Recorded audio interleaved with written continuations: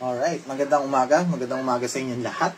Ako po si Nel at welcome sa ating daily live session kung saan mag-uusap-usap tayo tungkol sa mga trending topics, mga current issues at kahit ano pang napapanahon na gusto nating pag-usapan.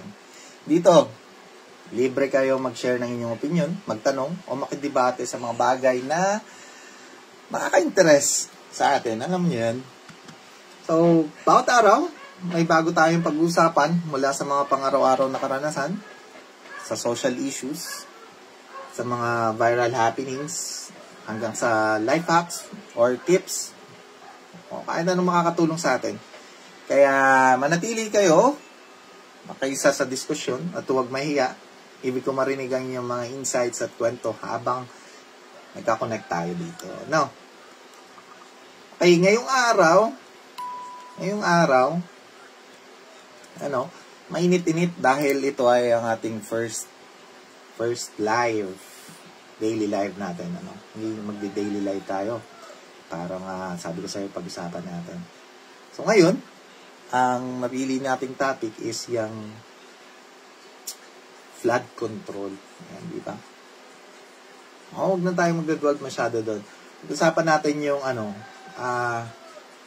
alam naman natin na tuwing tag-ulan, ngayong panahon na to, mga monsoon season, halos lahat ng lugar dito sa atin ay nakakaranas ng pagbaha. Diba? Hindi lang siya simpleng inconvenience Nasisira ang kabuhayan, naapektuhan ng kalusugan at marami ang nawawala ng tahanan. Diba?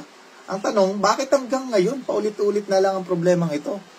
Parang bata pa lang ako. Naririnig ko na, may baha sa ganito. Madaming naanod na kabahayan. Diba? Bakit? So, yung malinaw na may pondo naman sa flood control programs. Diba? Every year.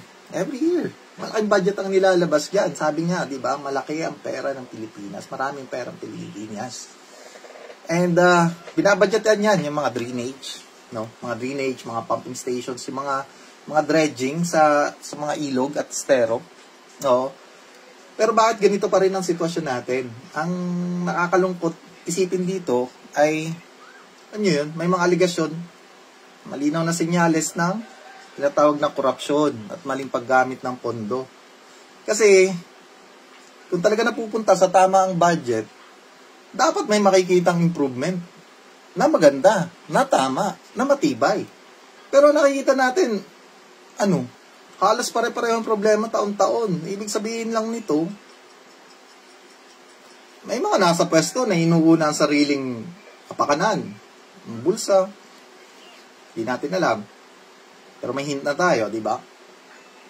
So, sabi ko nga, ngayon, lalo na lumalala dahil sa epekto ng climate change, di ba? Alam naman natin yan, yung climate change. Mas malakas na ulan, mas matindi yung monsoon. Normal na sana yung ulan Pero, dahil barado yung mga drainage natin, hindi naayos yung mga waterways, nagre-resulta ito sa matinding pagbaha. Alam natin yan. So, tanong ulit, kung may programa talaga sa flood control, nasaan ang resulta? Diba? Nasaan ang resulta? So, dito dapat managot ang opisyal na nakaupo, syempre. Sila yung may mandato Sila yung may hawak ng pondo. Sila yung may obligasyon. Pero kung ang ginagawa nila, pirma lang sa proyekto, tapos binabalik sa kanila yung porsyento, talagang kawawa ang taong bayan. Talagang kawawa ang taong bayan. Anong magagawa natin dito? Simpleng mamamayan lang tayo, di ba? Kailangan nating tawagin ito for, ba tawag dito? Kawalan ng malasakit. Buti pa ang ating viewer na si Sir Peter Charles. Magandang umaga sa iyo, magandang gabi sa iyo dyan sa Saudi. Kamusta naman ang ating mga Arabong kaibigan dyan? Kefalek? So, sinasabi ko nga, hindi pwedeng tahimik lang tayo dito Habang taon-taon nalulubog tayo sa baha, ng mga ordinaryong Pilipino natin. So, call for change tayo.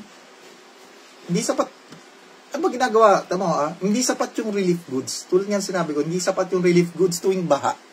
Alam mo yun, na taon-taon, may makikita tayong nasa evacuation center na mga tao, nakapila, tumatanggap ng relief goods. Tapos yung relief goods, makikita mo, may mga picture ng ang tawag dyan?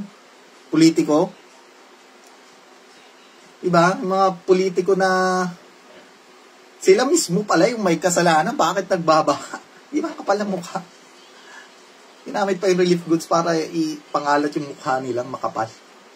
So, anong kailangan? Ang kailangan natin dito talaga yung sustainable at honest na flood control programs. Maging transparent sa bidding. Sa bidding na nga, yung mga contractor natin,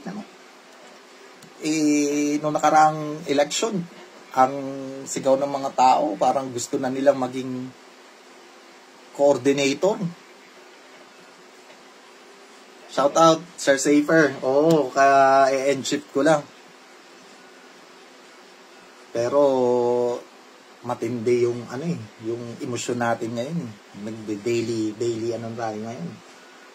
Daily live tayo sa mga opinion ng bagay-bagay na mayroon tayo ngayong kasalukuyan. O mabalik ako ngayon, di ba? Yung dati, coordinator ng gusto. Ngayon, ang gusto na ng mga tao, maging contractor. Ito ba naman? Napakaraming sasakyan na nakuha. Linaw, anong sinabi? Simula nung nag-DPWH sila.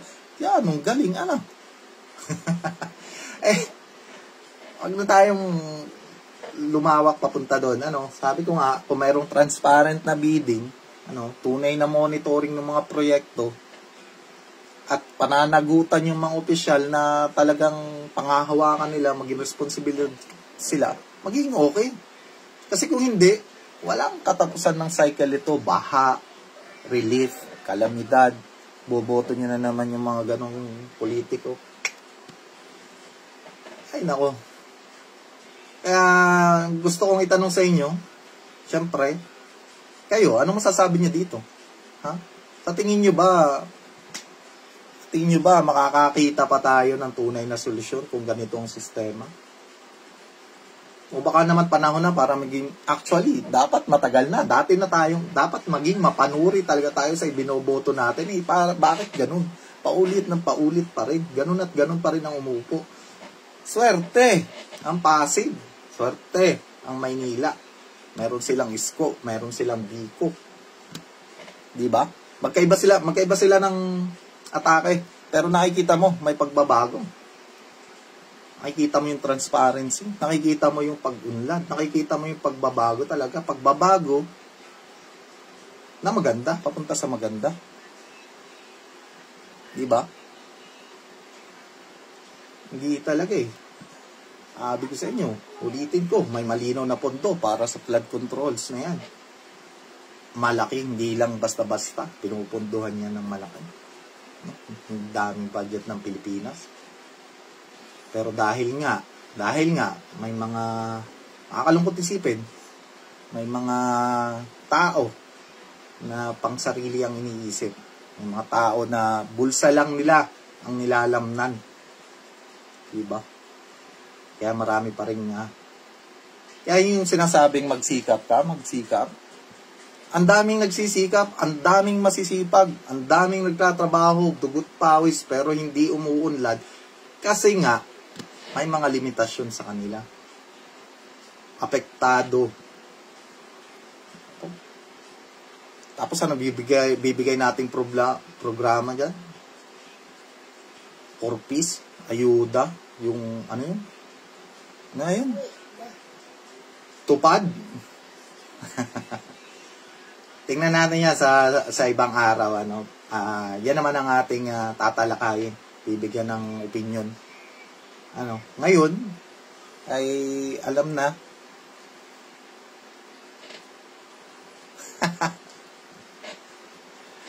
Ay, Miss Army, Ma'am Army. Oo, nakakasar talaga yun. Kaya nga, nakakasar din ng walang tulog. Tulad ko. Walang tulog. Pero, Siguro dahil doon, kaya ako biglang napa-live ng ganito at napa-discussion ng ganyan. Tuwin mo. Oh.